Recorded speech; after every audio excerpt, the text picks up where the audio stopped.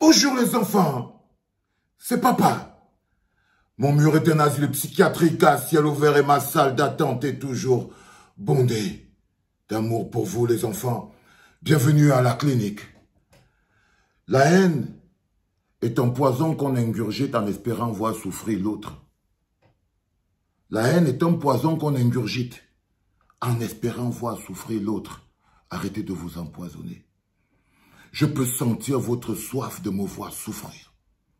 Je peux sentir votre envie de me voir souffrir. C'est-à-dire que je peux sentir, et plus vous déferlez de haine, plus je peux voir derrière votre énorme envie de me voir souffrir. Vous aimerez tellement que je sois en train de pleurer, que je sois en train de... Je ne sais même pas que je sois en train de me déshabiller. Je suis qu'il y a parmi vous qui se disent, ah, si je peux me lever le matin, je le trouve, il est en train de se tordre, en train de regretter et tout. La haine est un poison qu'on ingurgite en espérant voir souffrir l'autre. Je peux abréger vos souffrances, les gars. Ça me touche. Ça me détruit.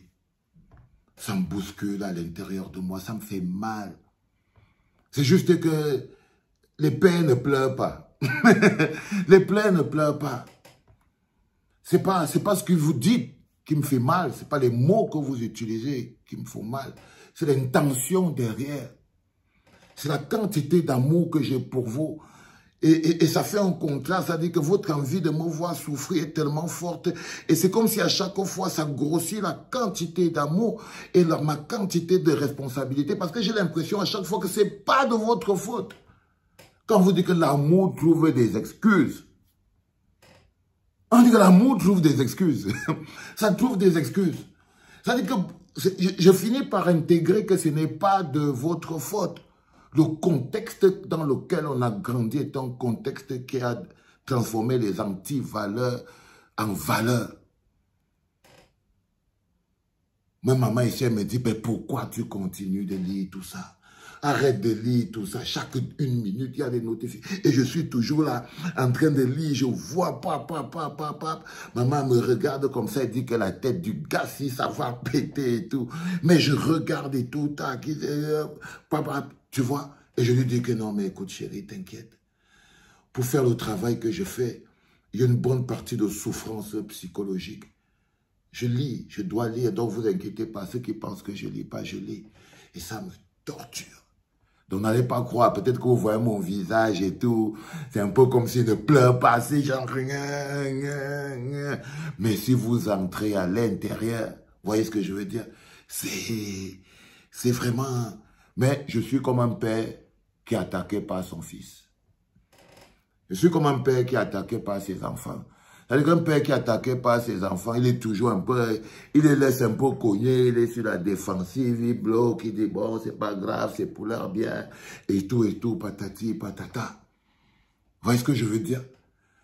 Donc si vous pensez que je ne souffre pas, je souffre. Même parfois, maman souffre de me voir souffrir. Mais je ne le montre juste pas. Mais je peux sentir la rage avec laquelle vous voulez me voir à terre. Pleurer, souffrir, vous êtes content.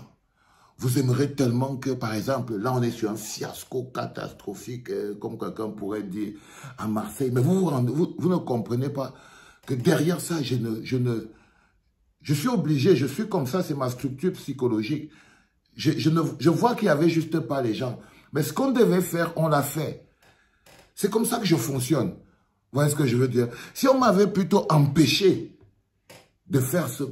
Là, je peux dire, ok, on m'a empêché. Tu vois, moi, comment à me déranger et tout, patati, patata.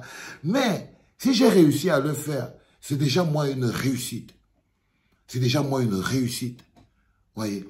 Donc, je vois tout le monde est tellement fâché. Vous dites, non, je veux qu'il souffre, je veux qu'il souffre, je veux qu'il...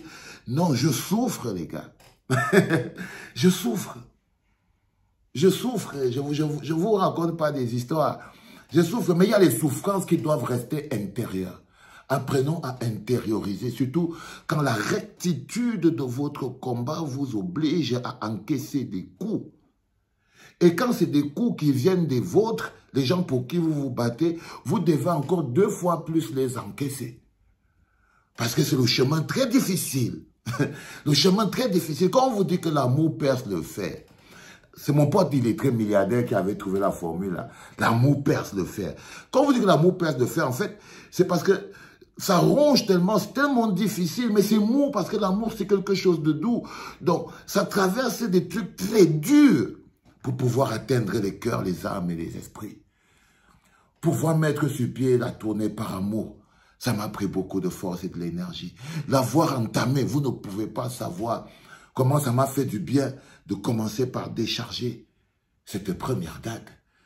Et ça m'a libéré la tête. Et ce moment d'insulte ça m'a encore donné plus de force, ça dit que je comprends encore plus pourquoi c'est qu'il faut continuer vers cette direction. Parce qu'il n'y a que l'amour qui perturbe. Il n'y a que l'amour qui perturbe. C'est juste que la manifestation de l'amour, c'est quand tu as ton enfant qui te tape dessus et toi tu encaisses. Et toi tu encaisses.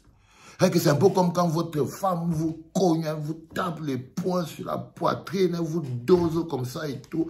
Vous vous encaissez seulement, retour sur les cordes comme ça et tout. Vous voyez ce que je veux dire? Ça c'est les relations d'amour, c'est l'intensité, ça te permet. Tu encaisses des coups par amour. C'est pour ça que mon album s'appelle aussi Par amour. Tu encaisses les coups par amour.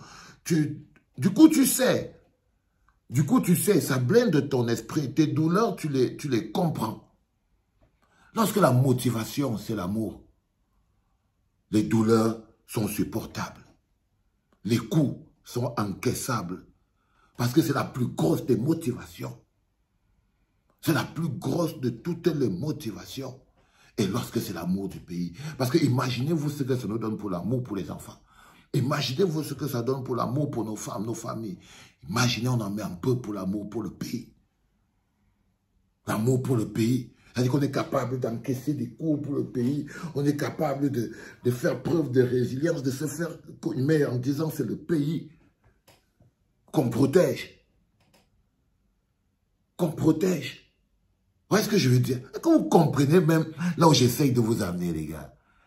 Sérieux, est-ce que vous comprenez vraiment ce que j'appelle the power of love? C'est pour ça que je dis que faites attention dans l'expression de vos collègues. Moi, j'ai déjà vu ça. La première fois, à chaque fois où je me sens faible, où je me suis senti faible, parce que ça m'arrive plus beaucoup, je me suis senti faible, c'est quand la colère avait dépassé mon entendement. Tu vois, du coup, je n'ai plus jamais eu envie de voir les autres souffrir. Parce que la haine est un sentiment, un poison qu'on ingurgite dans son ventre en espérant voir l'autre souffrir. Mais la seule personne qui souffre, c'est de la souffrance. Hein. Écrire des choses avec autant de... C'est de la souffrance. Donc finalement, la seule personne qui souffre, c'est le bonhomme qui boit le poison, non?